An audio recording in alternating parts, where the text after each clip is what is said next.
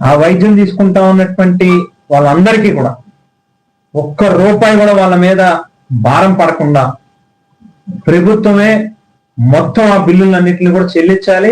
Hospital యాజమాన్యాలకి తక్షణమే government side నుంచి direction ఇవ్వాలి. ఒక రూపాయి కూడా వాళ్ళ దగ్గర నుంచి కట్టించుకోవద్దు, ఎంత ఖర్చు అయినా కూడా ప్రభుత్వమే భరిస్తుంది అనేటువంటి మెసేజ్ హాస్పిటల్ మేనేజ్మెంట్లకి ఇవ్వాలని చెప్పి కూడా డిమాండ్ చేస్తా ఉన్నాం. అదే రకంగా చనిపోయినటువంటి వాళ్ళకి ఏదో ఉరికిన చేతులు దూపుకుంటూ 15 లక్షల రూపాయలు ఇస్తామనంటే కుదరదు. ఖచ్చితంగా చనిపోయిన ప్రతి కుటుంబానికి కూడా పెద్ద మొత్తంలో కాంపన్సేషన్ ఇచ్చి తీరాలి ఈ ప్రభుత్వం. లేకపోతే ఆ బాధిత కుటుంబాల తరఫున ఉద్యమానికైనా కూడా సిద్ధమవుతాం వైఎస్ఆర్ కాంగ్రెస్ పార్టీ తరఫున అని చెప్పి కూడా ఈ సందర్భంగా తెలియజేస్తూ, చివరిగా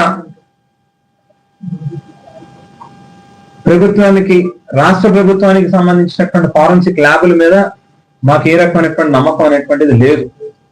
ఎందుకనంటే వీళ్ళకి కావాల్సినటువంటి కథలు అల్లుతారు, ఉన్నది లేనట్టుగా లేనిది ఉన్నట్టుగా ఏ రకంగా వీళ్ళు మోసాలు చేస్తారో తిరుపతి లడ్డూకి సంబంధించినటువంటి అంశంలోనే మనం చూసాం. సో ఇమ్మీడియట్ గా ఆ పాల శాంపిల్స్ ని నేషనల్ ఫారెన్సిక్ ల్యాబ్లకి పంపించి టెస్టులు చేయించి within no time source ఏంటి, అసలు ఏమి కంటామినేట్ అయింది, ఏ రకంగా అందులో ఏమి కలిపారు అనేటువంటిది ఓ పక్కన ఆ నిందితుడిని దగ్గర నుంచి ఇన్ఫర్మేషన్ తీసుకోవడమే కాకుండా ఫారెన్సిక్ ల్యాబ్ లో కూడా ప్రాపర్ గా టెస్టులు నిర్వహించి తక్షణమే ఆ సోర్స్ ని డిటెక్ట్ చేసి డాక్టర్లు కూడా తెలియజేయాలని చెప్పి కూడా ఆ నేషనల్ ఫారెన్సిక్ ల్యాబ్ లోనే ఆ టెస్టులు నిర్వహించాలని చెప్పి కూడా ప్రభుత్వాన్ని డిమాండ్ చేస్తూ, ఇప్పటికే మా పార్టీ తరఫున అందరినీ కూడా కలిసి రావడం జరిగింది.